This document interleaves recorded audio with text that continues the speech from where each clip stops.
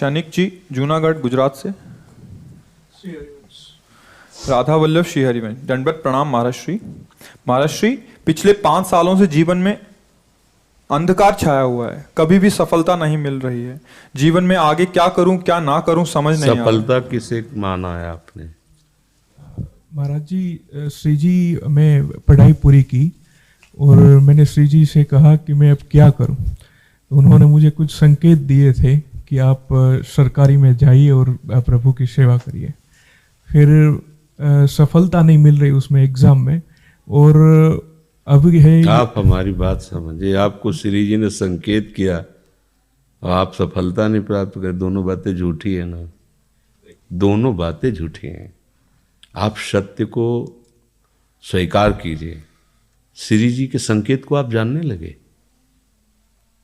आप श्री जी के संकेत तो तभी जब आप उनकी मन की बात जान लेना, तो आप कितने बड़े सिद्ध हो गए। और फिर सफलता किसकी चाहते हो? प्रकृति जन्य की। आप श्री जी के संकेत को जान जाओगे तो श्री जी के प्रेम की सफलता चाहोगे, लोकवत नहीं। और ये लोक की सफलता, सुनो पहले, प्रारब्ध के अधीन है। इसकी सफलता के लिए श्री जी से प्रार्थना मत करो। हमारी बात समझना। विद्यारण्य जी एक बहुत बड़े महापुरुष हुए हैं।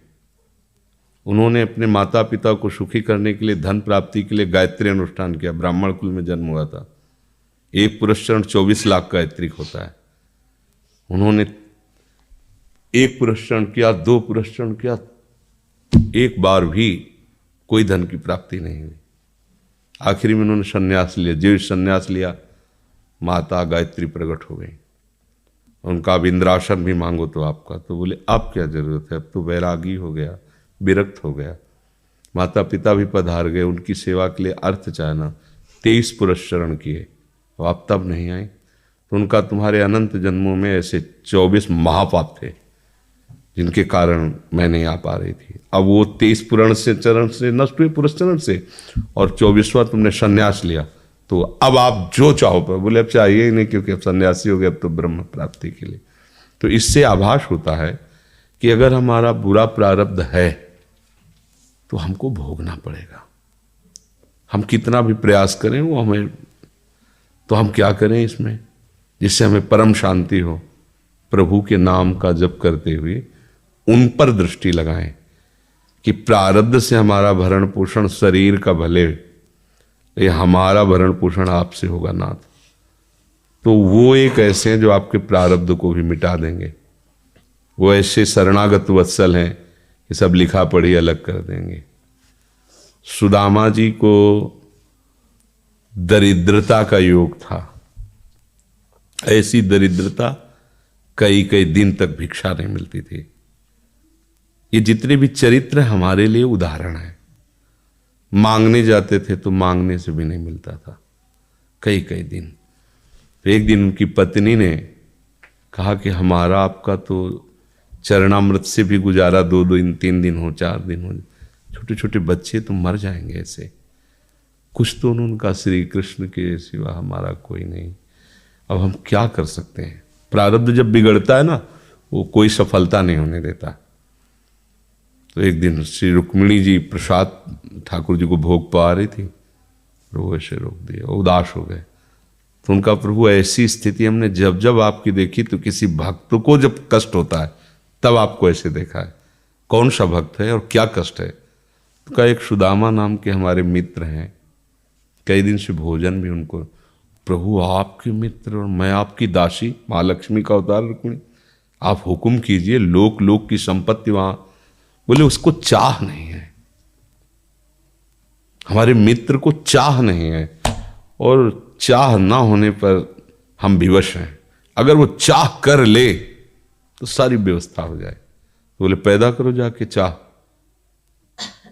बोले उनके हृदय में तो नहीं पैदा कर सकते, हम भी, क्योंकि जिस हृदय में भगवान का आश्रय और निरंतर चिंतन है, वहां माया की चाह नहीं होती। बोले उनकी पत्नी के हृदय में, बोले प्रयास करते हैं जाके। भगवान संत वेश में गए, भिक्षाम दे, वो निकली। अतिथि का सत्कार करना गृहस्थ का धर्म होता है। हाथ जोड़ा और कहा, हम असमर्थ हैं, आपको भिक्षा नहीं दे सकते। क्यों?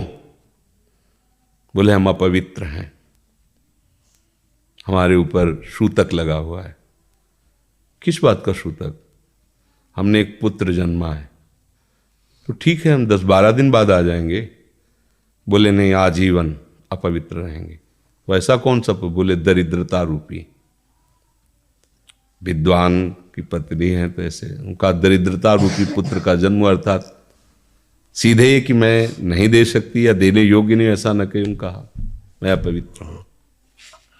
तो उनका दरिद्र कैसे हो सकती हो? जिनके पति के मित्र द्वारिकाधीश भगवान श्री कृष्ण है, वो दरिद्र कैसे हो सकता है? एक बार कहो ना अपने पति से। चले गए।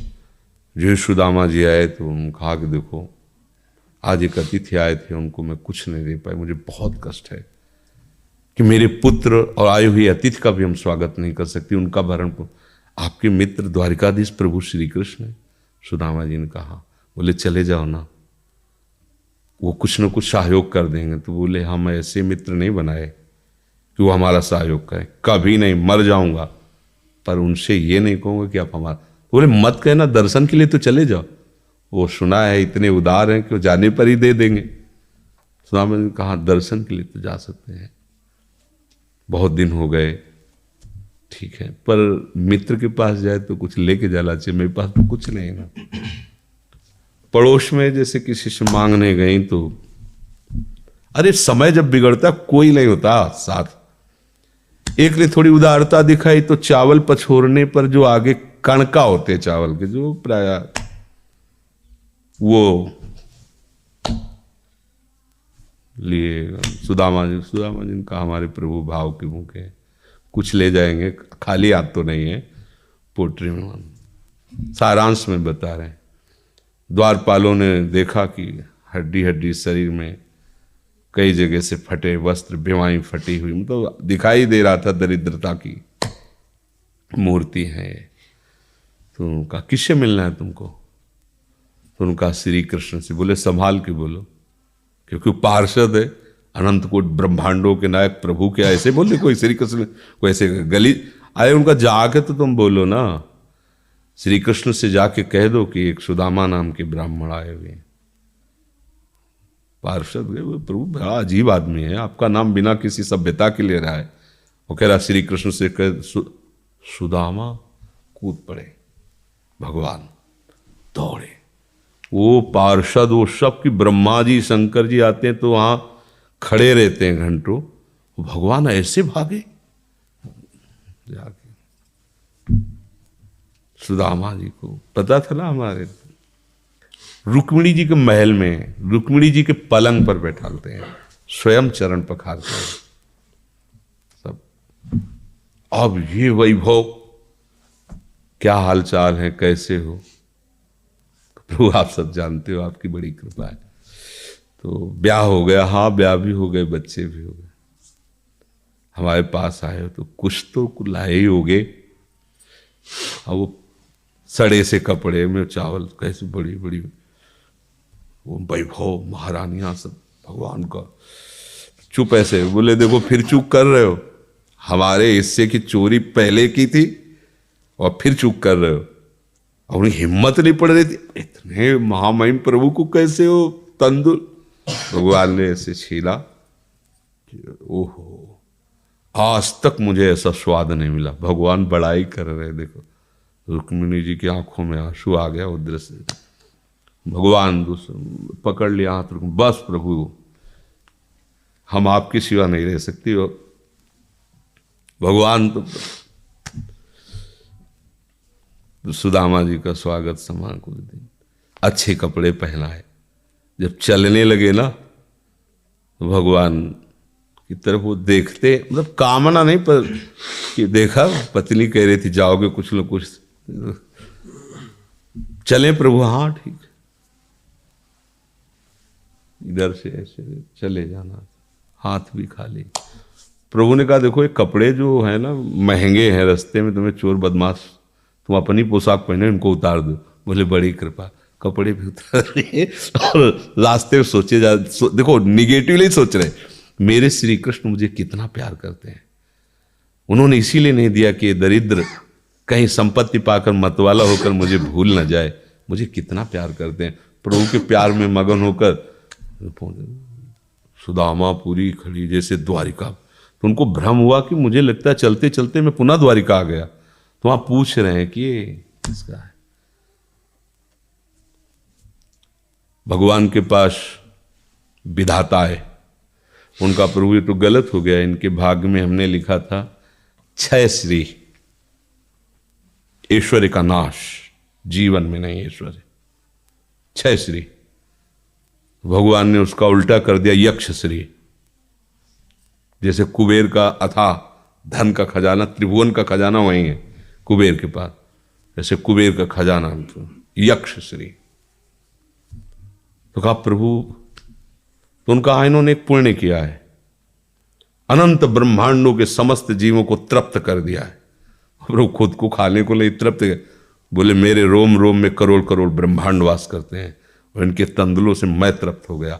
अनंत ब्रह्मांडों का भंडारा हो गया, उसका जो पुण्य होता है लिख दो इनके भाग्य में। अब किसी की चलेगी प्रभु के आगे।